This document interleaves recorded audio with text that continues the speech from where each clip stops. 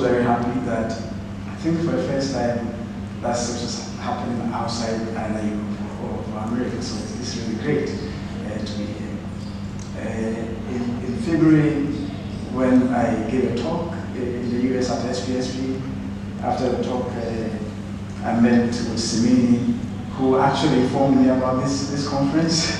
So this conference going on in Nairobi, would you want to come? So she encouraged me to come, and of course, the plan initially was to have a roundtable discussion. And this roundtable discussion was going to take place between myself, colleagues from Tanzania and Ghana, and then my friend, Professor Professor Setopon from Botswana. He's a Ghanaian, but he was a Ghanaian professor in Botswana. So when I went to Ghana, the first person I called was Seth. And I told Seth that there's this conference that is going to come off in Nairobi. Would you like us to go and organize a round-table conference discussion? And Seth said yes. Just propose something and then we'll talk about that. On the 16th of February, I sent Seth a message, and my friend, Professor Fortidas, who is also in this room, proposing a topic for the conference. On the 17th of February, I was waiting for Seth's response, only to hear that Seth has passed on. And so when later I got an invitation from Seth that they would want me to give a keynote, I saw this as an opportunity for me to share with you some of the things that Seth and I have written about, some of the things that we discussed, and some of the things that we liked talking about most of the time. And so yesterday we had a keynote around this same topic. We had a roundtable around this same topic. And that is the level of my excitement to be, even though Seth is gone, for Africans, and based on our cosmology, we believe that life doesn't end with biological death, and that Seth has joined our ancestors. So I believe that wherever he is, he'll be happy that Seth came to Africa and we have the opportunity to share our view with you. And so today, I would like to raise some consciousness. As many of you will be aware, I was supposed to be the first keynote speaker, but my flight had a lot of schedule change, so I couldn't be here. But thankfully, Oye had stood in and gave you a very interesting welcome.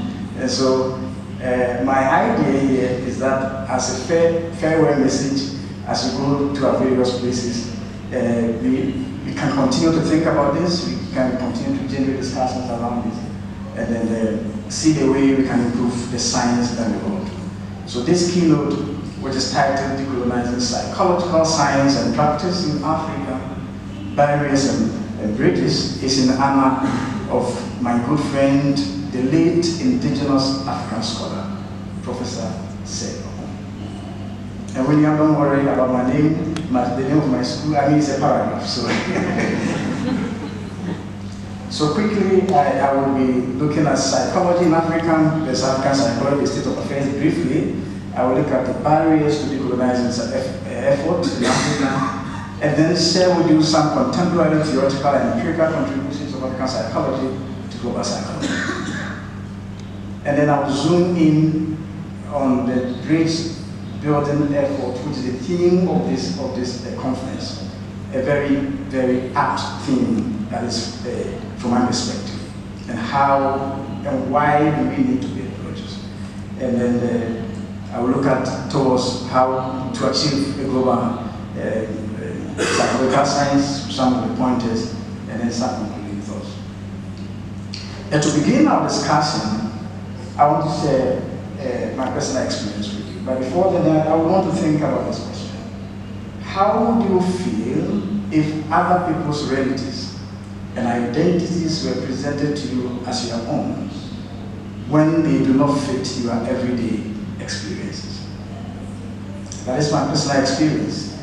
Before I traveled to Norway for my master's degree, to know and feel at least know for the first time.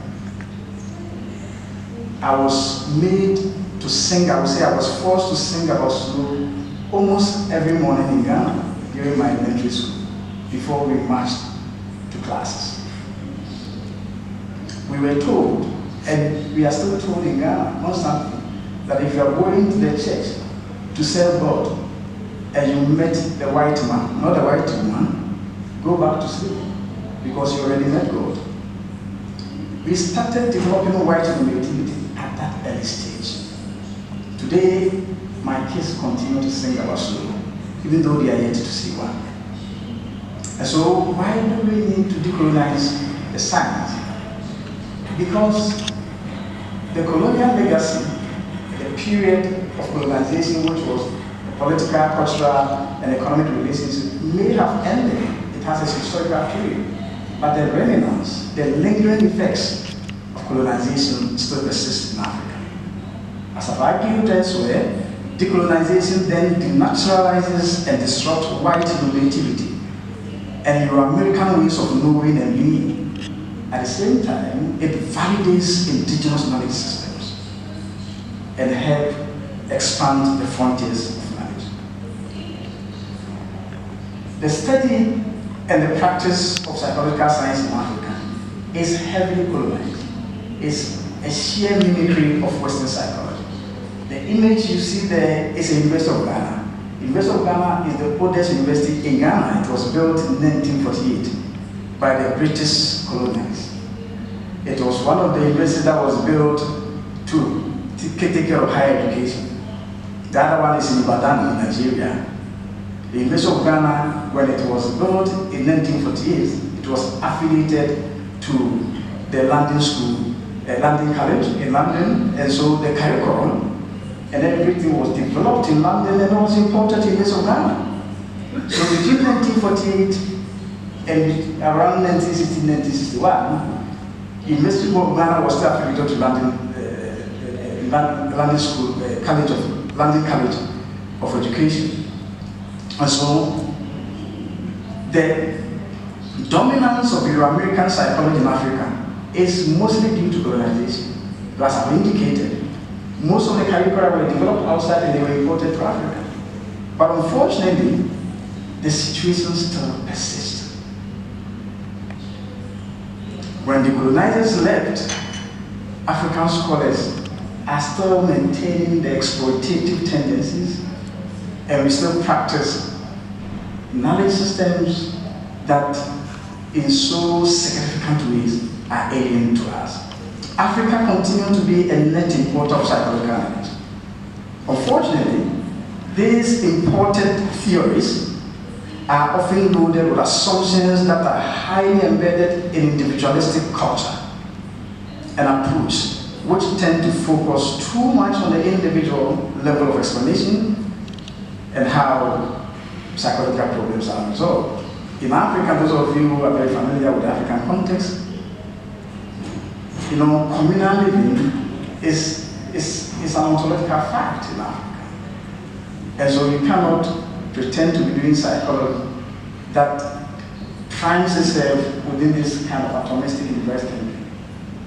This does not mean that Western psychology is not valid. Western psychology is very valid. But Western psychology is an indigenous psychology. It's a context-specific psychology. It cannot assume that power to traverse boundaries.